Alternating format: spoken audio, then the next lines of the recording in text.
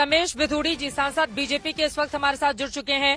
रमेश विधूड़ी जी, 5वीं बार ईडी ने समन जारी किया है अरविंद केजरीवाल को, लेकिन उनकी पार्टी का यही कहना रहता है कि बीजेपी सब षड्यंत्र के तहत करवा रही है। विधूड़ी साहब, देखो, ईडी के जो पावर्स दिए, कानून बने, कांग्रेस के जमाने में बने, उसको ईडी फॉलो करेगी। नंबर 1, पहले तो लोगों को समझना चाहिए। दूसरा, केजरीवाल साहब तो ये कहते थे जब आए थे नौटंकी करके राजनीति में कि अगर किसी पर कोई कहीं शिकायत हो जाए तो उसकी जांच तो होनी ही चाहिए। शीला दीक्षित के खिलाफ मेरे पास 300 पन्नों का करप्शन का रिकॉर्ड है, मैं उसको जेल भेजूंगा। ये कितने बोला था केजरीवाल साहब ने 2013-14 में। और अगर किसी पर डाउट है तो उसकी जांच होनी, तो जांच से केजरीवाल साहब क्यों भाग रहे हैं? अगर वो ठीक है, ईमानदार हैं, और कभी कहते हैं चुनाव में जाऊंगा, कभी कहते हैं बेपासा जाऊंगा, कभी कहते हैं मैं वहां जाऊंगा, तो केजरीवाल साहब को ये पूछिए अब कि अब आपको सामना करने में क्यों दिक्कत आ रही है जी, क्या प्रॉब्लम है? तो इसलिए केजरीवाल जानता है कि उन्होंने भ्रष्टाचार किया है, पैसे को गबन करवाया है, शराब के ठेकेदारों को अनैतिक रूप से ठेके दिलवाए, फोन करने के बाद ये मेरा आदमी है, वो सब प्रूफ है ईडी के पास जी।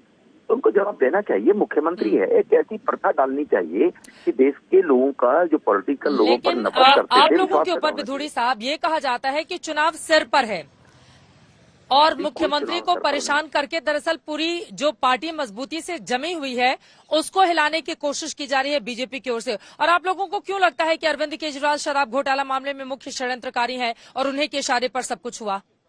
हमें क्यों लगता है? वो तो प्रूफ, वो तो उनके खिलाफ साक्ष्य हैं, उनके खिलाफ प्रूफ आए हैं केजरीवाल से, एजेंसियां कर रही हैं। हमारा ये बीजेपी के ऊपर तो डाल के लोगों को ये विक्टिम कार्ड खेलने की कोशिश कर रहे हैं। और जहां तक चित्रा जी आपने चुनाव को कहा सर पे है, आप इमेजिन करिए पूरे देश में हर साल कहीं ना कहीं चुनाव होते ही होते हैं। इतना बड़ा देश है, 140 करोड़ का, 38 राज्य हैं यूटी को लगाकर, तो इसीलिए पूरे देश में कहीं ना कहीं हर साल चुनाव होते हैं। और अभी चुनाव सर पे कहाँ है? चुनाव तो अप्रैल में है, तो अभी तो जनवरी भी नहीं शुरू हुई है, 28, तो फिर कहाँ चुनाव है ये जनवरी में भी?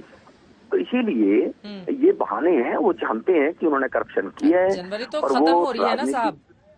हाँ, नहीं, जनवरी खत्म हो रही है, तो ये समय तो पिछले 2 महीने जनवरी तो खत्म हो रही है रमेश विधूड़ी जी, लेकिन हाँ मैडम चुनाव, क्योंकि ये सवाल इसलिए पूछे जा रहे हैं, हेमंत सोरेन से ईडी पूछताछ कर रही है, जहां रांची में मैं मौजूद हूं, उधर दिल्ली में अरविंद केजरीवाल को लेकर ईडी ने समन जारी कर दिया। कई बार पश्चिम बंगाल में मुख्यमंत्री के भतीजे को लेकर ईडी की ओर से, सीबीआई की ओर से कार्रवाई की जाती है।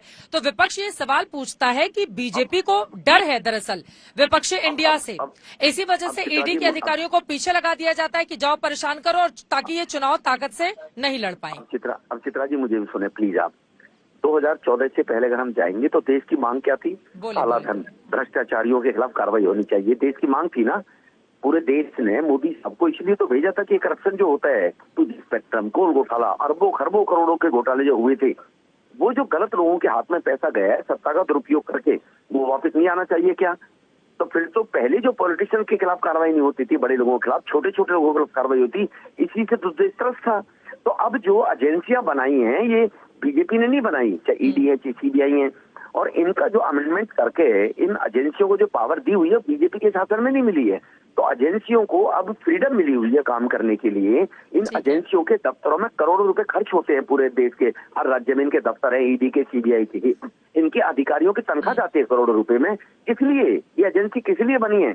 एजेंसी इसीलिए बनी है कि जो कोई गलत काम करे, करप्शन करे, उनके खिलाफ। अब आप जो बातें कह रहे हैं उसमें कितना दम है, इसके लिए तो हमें इंतजार करना होगा। विरोधी पार्टियां आपकी बातों पर क्या रिएक्शन देती हैं। फिलहाल के लिए बहुत शुक्रिया रमेश विधूड़ी जी आज तक से जुड़ने के लिए और इस पर बातचीत करने के लिए।